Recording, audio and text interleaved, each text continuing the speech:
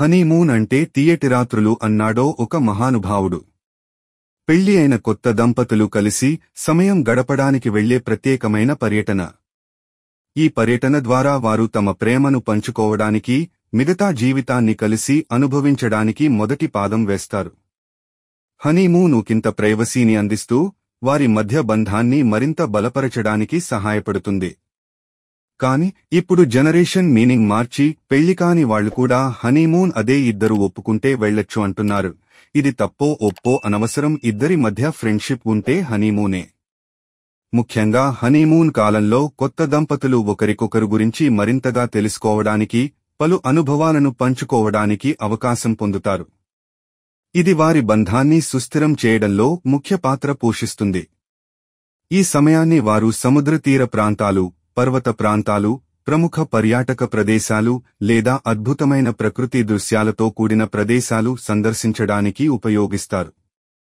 తెలుగువారు ఎక్కువగా హనీమూన్ పర్యటనలకు అరకు వ్యాలీ, విశాఖపట్నం, హార్స్లీ హిల్స్ వంటి ప్రదేశాలు ప్రముఖంగా ఉన్నాయి. ఈ ప్రదేశాలు ప్రకృతి అందాలను, ప్రశాంత వాతావరణాన్ని, ప్రత్యేక అనుభవాలను అందిస్తాయి. హనీమూన్ పర్యటన ఒక ప్రత్యేక స్మరణీయ అనుభవంగా మారడానికి దంపతులు కలిసి గడిపే సమయం అత్యంత ముఖ్యమైనది. ఇదే కాకుండా దైవ దర్శనానికి కూడా కొత్త దంపతులు కొంత సమయం కేటాయిస్తున్నారు. పాపపు కాలంలో ద్వేషాలను దులుపుకోవాలంటే దేవుని కృప అవసరం అని గుర్తించారు. హనీమూన్ ఒక కొత్త జీవన ప్రయాణంలో మొదటి సంతోషకరమైన అడుగుగా ఉంటుంది.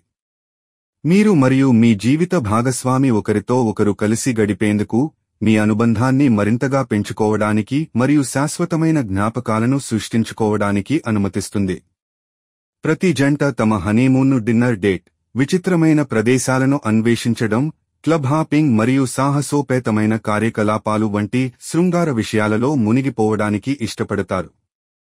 కొత్త దంపతులే కాదు, జీవితంలో ఒక్కసారైనా మగ వయసుతో సంబంధం లేకుండా కలిసి ఏకాంతంగా గడిపితే ఎన్ని మనస్పర్ధలు ఉన్నా మటు మాయం అవడం గ్యారంటీ అంటున్నారు అనుభవజ్ఞులు.